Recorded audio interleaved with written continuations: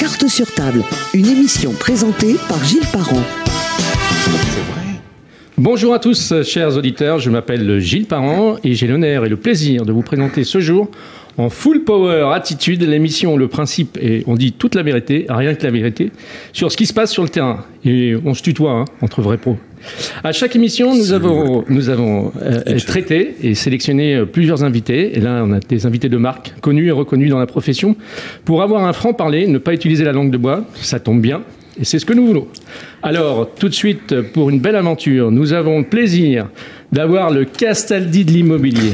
Ah, ça, ah non, c'était pas il en a, si, il a la gueule, il a le son. Ah, Castaldi. On l'a nommé Gérard Brenna, dirigeant de cette belle société ISM Gestion, qui est basée sur Paris, dans le 15e arrondissement. S'il vous plaît. Spécialisé dans l'administration de biens, dans le syndic de copropriété. Gérard, est-ce que tu vas bien?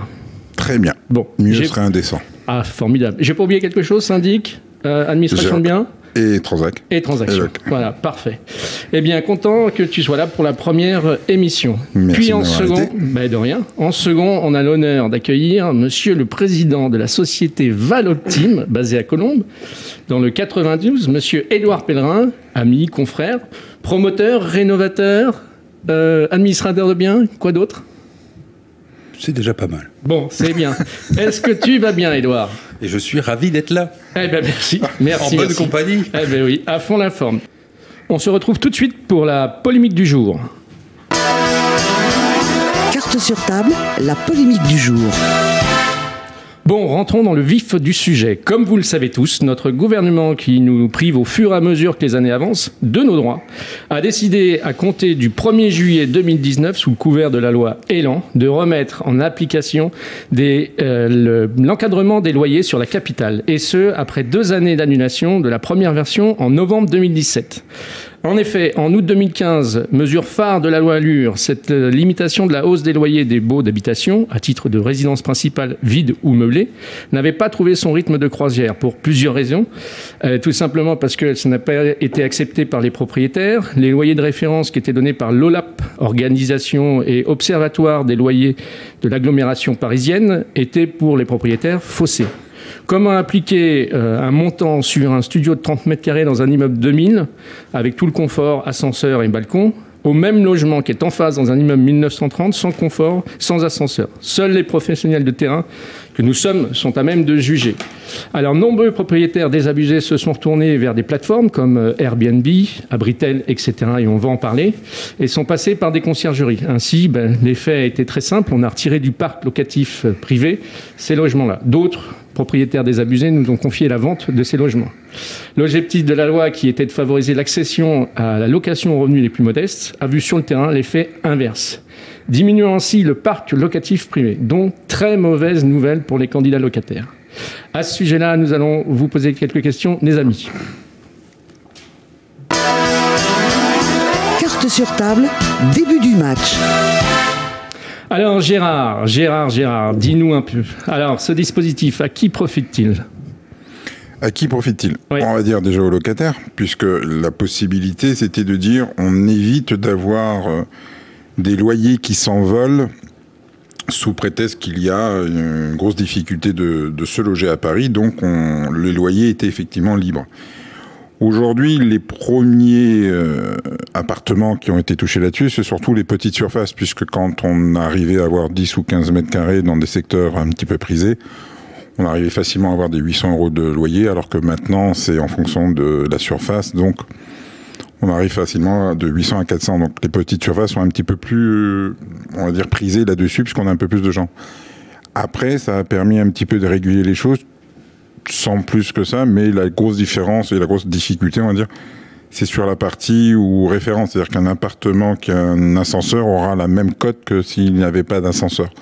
Et l'encadrement des loyers là-dessus est trop imprécise au niveau des recherches et au niveau des critères de loyer, avec notamment les annexes qui peuvent être plus importantes d'un appartement à un autre. D'accord, donc selon toi, en fait, ça favorise l'accession à la location pour certains locataires?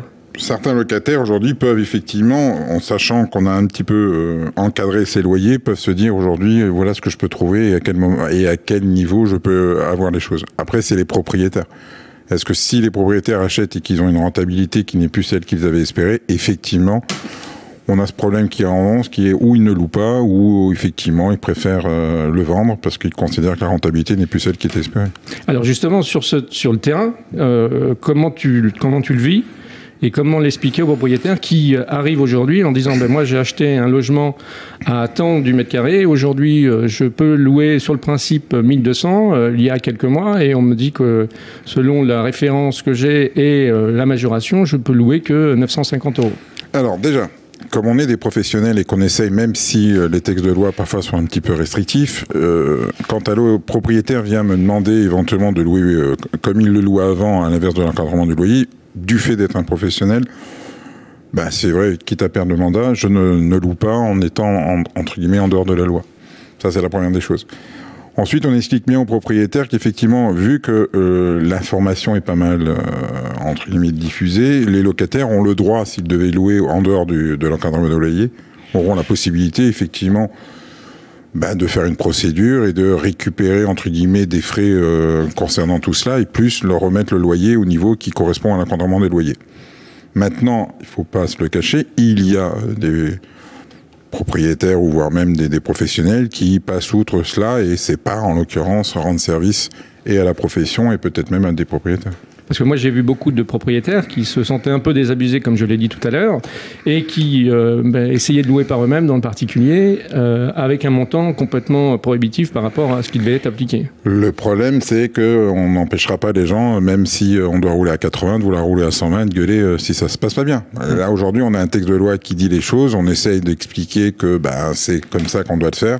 Là où c'est désabusant, c'est qu'on n'a pas de différenciation entre des appartements qui auraient un ascenseur et qui n'en auraient pas, puisque le prix serait, dans l'encadrement, serait le même. Maintenant, on a la chance, en l'occurrence, d'avoir des propriétaires, pour certains, dans ma clientèle, en l'occurrence, qui arrivent à comprendre que on ne va pas être en dehors de la loi. Ceux qui voudraient l'être, je ne peux pas, moi, les cautionner en tant que professionnel. Alors, Édouard, tu ne penses pas qu'il y a un déséquilibre complet entre le propriétaire et le locataire et que la défense des intérêts du locataire est mise trop en avant? Parce que j'en ai la preuve, c'est qu'aujourd'hui, il y a un simulateur qui est en ligne, qui permet et qui invite les locataires de vérifier si le loyer est conforme et qui l'invite à ce dernier à saisir, en cas de désaccord, la commission départementale de conciliation. On arrive dans un système qui est complètement délirant. On l'a signalé tout à l'heure. C'est que, du coup, on confisque un revenu locatif au propriétaire qui voit son bien totalement dévalorisé par le revenu locatif et qui, par conséquent, le met très rapidement et la plupart du temps en vente. Et ce système, en fait, de plafonnement a donné naissance à la possibilité de se développer à des systèmes comme Airbnb. Je crois que mon confrère a amené le Parisien et il va nous en parler dans quelques instants.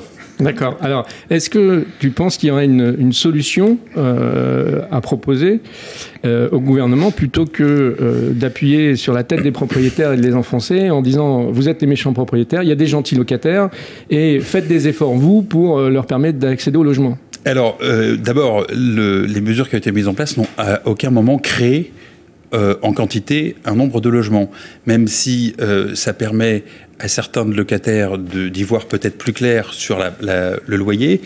On a vu que ça privait les propriétaires d'une rémunération, et de l'autre côté, ça n'a pas créé de logement. Et l'État intervient comme quelqu'un qui confisque quelque chose, on en a parlé il y a quelques instants. Je proposerais une idée qui part, revient, mais qui pour moi est assez bonne, c'est que on oblige les propriétaires à consigner le dépôt de garantie qui de toute façon est une dette que le propriétaire a envers son locataire, qu'on consigne ce dépôt de garantie sur un énorme fonds à la Caisse des dépôts et des consignations, ce qui permettrait à ce moment-là de créer une super assurance sur loyer impayé qui serait garantie par l'État. Et ça, je pense qu'effectivement, les propriétaires privés peuvent l'entendre et pourraient avoir de nouveau envie de relouer leurs biens immobiliers. Et pour le coup, tous les biens qui ont disparu du marché, qui sont ou prêtés à la famille pour être occupés à titre gracieux ou retirés du marché, qui sont exonérés et qui sont assujettis à la taxe sur le locaux vacant, Eh bien, je pense qu'en un temps record, ces biens immobiliers reviendraient sur le marché. Oui, mais ça va pas lutter contre l'encadrement des loyers. Ça va permettre de remettre sur le parc locatif privé des logements. Oui, c'est exact. C'est mieux, ça. Oui, et justement... Mais après, pourquoi combattre l'encadrement du loyer? À un moment donné, la loi a été faite ainsi, et elle doit rester, je crois, un certain temps en place. Après, il faut simplement essayer de faire avec les choses comme ça. Je pense qu'un des problèmes que l'on a, c'est qu'aujourd'hui, il y a énormément de choses qui tombent sur la tête des propriétaires quand ils veulent louer, notamment dans tout ce qui est diagnostic, on en parlait tout à l'heure. On parle aussi des obligations, par exemple, sur le chauffage ou sur rien que le double vitrage à mettre dans certains appartements ou dans les fameux logements décents, et qu'il y a une fiscalité qui, malheureusement, en face, ne donne pas envie d'aller plus loin. Après, je pense que le but des propriétaires, c'est d'avoir des locataires qui payent leurs biens, qui ne le mettent pas trop en l'air.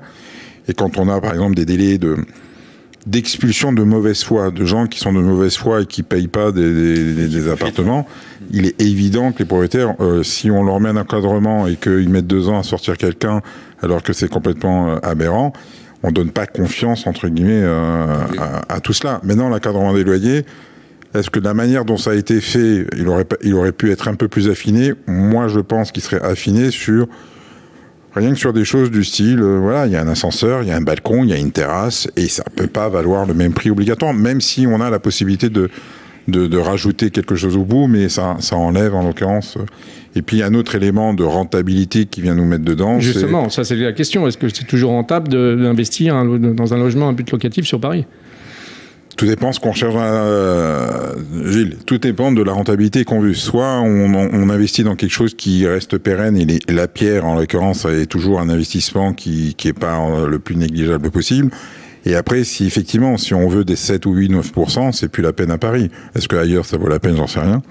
Mais on a un problème un peu même de civilité, même un problème d'information là-dessus. Si aujourd'hui on cherche une rentabilité au-delà des 6%, c'est sûr que c'est pas le logement à Paris qui va le permettre de l'avoir.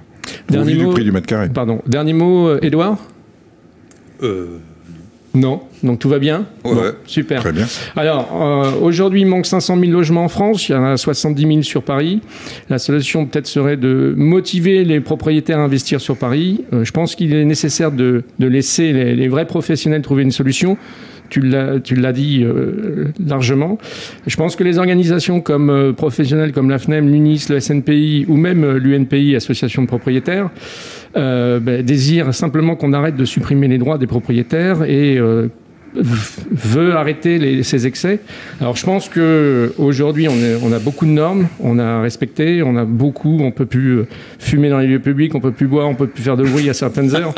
Je pense qu'à un moment il faut dire stop. Bientôt les réseaux sociaux vont servir de source pour l'État, pour vérifier fiscalement si c'est pas déjà le cas, effectivement.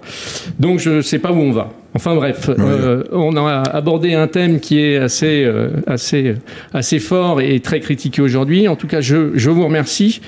Édouard Pellerin, donc président de Valoptime, ici présent. Merci Édouard.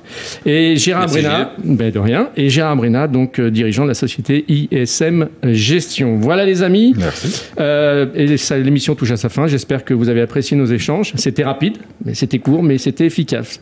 Et puis comme nous dit nos potos Bruno et Olivier de l'émission Carrément Bien sur TMC, à qui je fais un clin d'œil, l'immobilier c'est important, mais ce n'est pas grave. Voilà, à bientôt pour des nouvelles aventures. Ciao. Salut. Carte sur table, une émission présentée par Gilles Parent.